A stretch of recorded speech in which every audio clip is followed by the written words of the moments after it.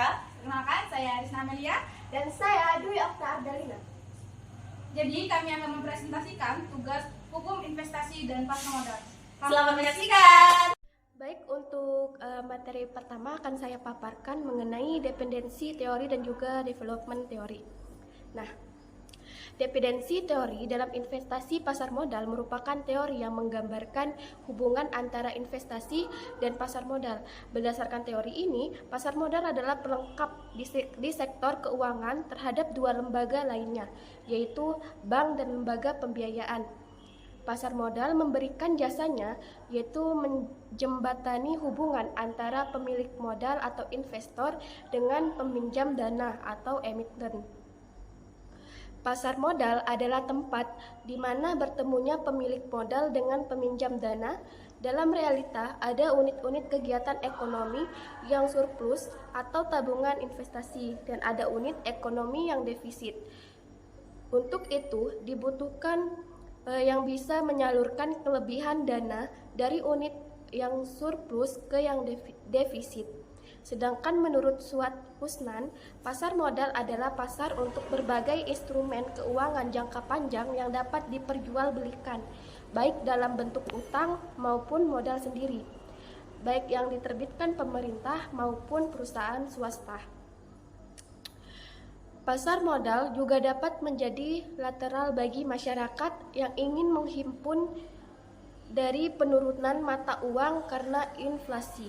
Masyarakat dapat mengembangkan nilai kekayaan dengan berinvestasi dalam berbagai instrumen pasar modal yang tidak akan mengalami penyusutan nilai, sebagaimana yang terjadi pada investasi nyata, misalnya rumah atau masyarakat dapat mengembangkan nilai kekayaan dengan berinvestasi dalam berbagai instrumen pasar modal yang tidak akan mengalami penyusutan nilai sebagaimana yang terjadi pada investasi nyata, misalnya rumah atau perhiasan. Pasar modal merupakan sumber pinjaman bagi pemerintah maupun perusahaan untuk membiayai kegiatannya. Nah, dalam investasi, dependensi teori menggambarkan hubungan antara investasi dan pasar modal. Ini dapat diterapkan dalam menentukan keputusan investasi seperti pada Capital Asset Pricing Model atau CAPM yang menggambarkan tingkah laku investor secara bersama-sama dalam melakukan investasi. Model ini mengasumsikan beberapa kondisi seperti tidak ada biaya transaksi, yaitu biaya pembelian dan penjualan saham, seperti biaya broker, biaya penyimpanan saham, dan lain-lain. Nah, selanjutnya mengenai teori development teori dalam investasi pasar modal, merupakan teori yang menggambarkan hubungan antara investasi dan pasar modal. Berdasarkan teori ini, pasar modal adalah sarana yang memungkinkan bagi investor untuk melakukan pilihan investasi pada berbagai alternatif aset. Sedangkan bagi perusahaan, pasar modal dapat membuat investasi lebih terarah dan mudah ditransaksikan di pasar modal sesuai dengan tingkat harga yang berlaku di pasar modal. Nah, pasar modal merupakan sarana yang memungkinkan investor untuk memiliki dan menikmati keuntungan yang diperoleh perusahaan. Dengan adanya tambahan modal yang diperoleh dari pasar modal, produktivitas perusahaan akan meningkat. Keberadaan pasar modal dapat mendorong muncul dan berkembangnya industri lain, berdampak pada terciptanya lapangan kerja baru. Setiap dividen yang dibagikan kepada para pemegang saham akan dikenakan pajak oleh pemerintah.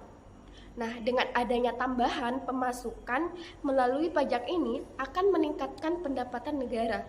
Aktivitas dan volume penjualan atau pembelian di pasar modal yang semakin meningkat atau padat dapat memberi indikasi bahwa aktivitas bisnis berbagai perusahaan berjalan dengan baik.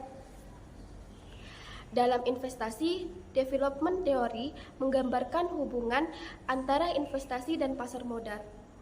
Ini dapat diterapkan dalam menentukan keputusan investasi, seperti pada Capital Asset Pricing Model atau CAPM yang menggambarkan tingkah laku investor secara bersama-sama dalam melakukan investasi.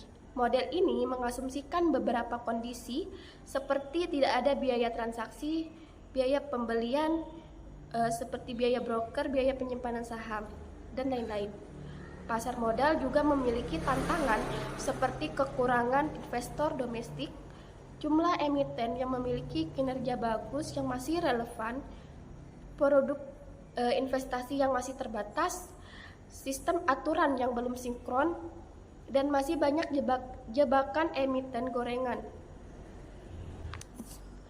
Namun, dengan semakin membaiknya kondisi mikroekonomi Indonesia, pasar modal di Indonesia memiliki peluang yang sangat besar menjadi pasar modal yang kuat dan tangguh dengan banyaknya kelas menengah Indonesia yang potensial untuk berinvestasi di pasar modal.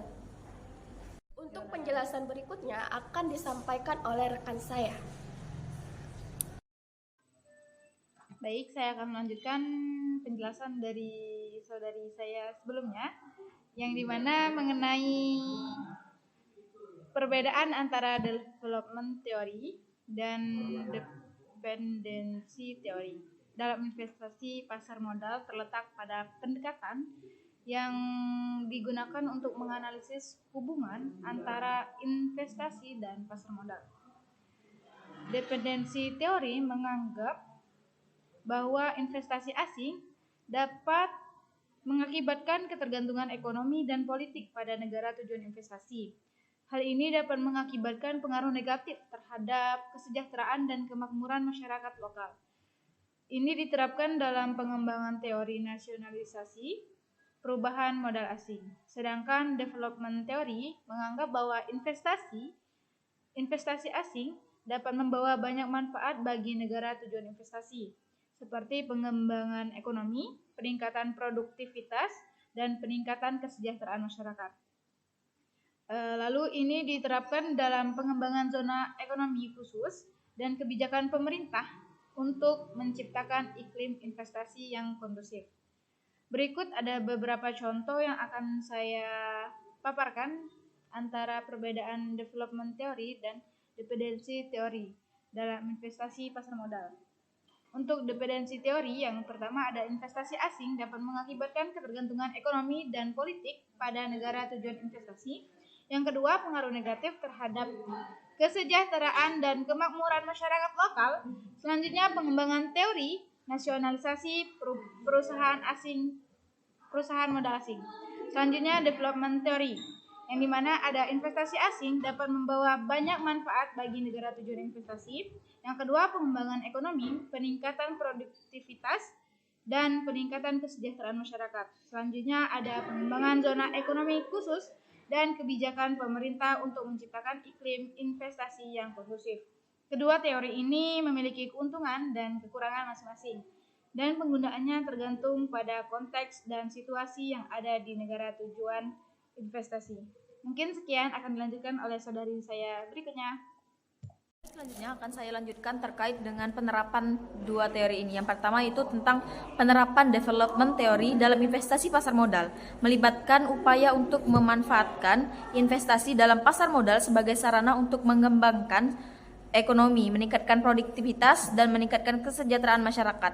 Nah, dalam konteks ini, pasar modal dianggap sebagai alat yang dapat membantu pemerintah meningkatkan pendapatan masyarakat melalui investasi yang dilakukan. Dengan adanya tambahan modal dari pasar modal, perusahaan dapat meningkatkan produktivitasnya, menciptakan lapangan kerja baru, dan berkontribusi pada pertumbuhan ekonomi secara keseluruhan. Nah, penerapan development teori juga melibatkan upaya untuk meningkatkan literasi keuangan dan inklusi keuangan di masyarakat, terutama terkait dengan investasi pasar modal. Dengan demikian, pemahaman masyarakat tentang pasar modal dan instrumen investasi yang tersedia diharapkan lebih banyak orang dapat terlibat dalam investasi pasar modal, sehingga dapat memberi manfaat ekonomi yang lebih luas. Selain itu, penerapan development theory juga mencakup upaya untuk menciptakan iklim investasi yang kondusif bagi investor, baik domestik maupun asing, dengan menciptakan lingkungan yang mendukung investasi seperti likuidasi pasar modal yang baik. Transparansi diharapkan dapat menarik di pasar modal yang pada gilirannya akan berdampak positif pada pertumbuhan ekonomi dan kesejahteraan masyarakat secara keseluruhan. Kemudian untuk penerapan dependensi teori, ini dapat diaplikasikan dalam investasi pasar modal dengan menganalisis hubungan antara investasi dan pasar modal, serta pengaruh investasi asing terhadap negara tujuan investasi. Di dalam teori ini, investasi asing dapat mengakibatkan ketergantungan ekonomi dan politik pada negara tujuan investasi yang dapat mengakibatkan pengaruh negatif terhadap kesejahteraan dan kemakmuran masyarakat lokal. Nah, untuk mengatur hubungan antara investasi dan pasar modal, pemerintah dapat mengatur peraturan-peraturan yang memperkuat kesejahteraan masyarakat, seperti peraturan-peraturan yang membantu masyarakat pemodal kecil dalam berinvestasi, melakukan pelatihan pada investor pemula, dan membantu masyarakat dalam memahami konsep investasi dan pasar modal. Kemudian, selain itu, dependensi teori juga dapat digunakan untuk menganalisis pengaruh investasi asing terhadap negara tujuan investasi dengan menganalisis ketergantungan ekonomi dan politik yang terjadi. Pemerintah dapat mengembangkan strategi untuk mengurangi ketergantungan tersebut, seperti melakukan pengembangan industri lokal, mengatur hukum yang memperlindungi hak dan kewajiban investor asing, dan mengatur kebijakan ekonomi yang memperkuat kesejahteraan masyarakat. Dalam prakteknya, dependensi teori dapat digunakan untuk menganalisis investasi asing di Indonesia, seperti investasi dalam bidang usaha yang terbuka dan tertutup bagi investasi, fasilitas-fasilitas bagi investor domestik, yaitu hak dan kewajiban investor asing dan kedaulatan negara dalam bidang ekonomi. Dengan menganalisis ketergantungan yang dapat terjadi, pemerintah dapat mengembangkan kebijakan yang memperkuat kesejahteraan masyarakat dan mengurangi ketergantungan terhadap investasi asing. Sekian, terima kasih. Baik, sekian presentasi dari kami. Semoga apa yang kami sampaikan bisa bermanfaat dan kami tutup. Salam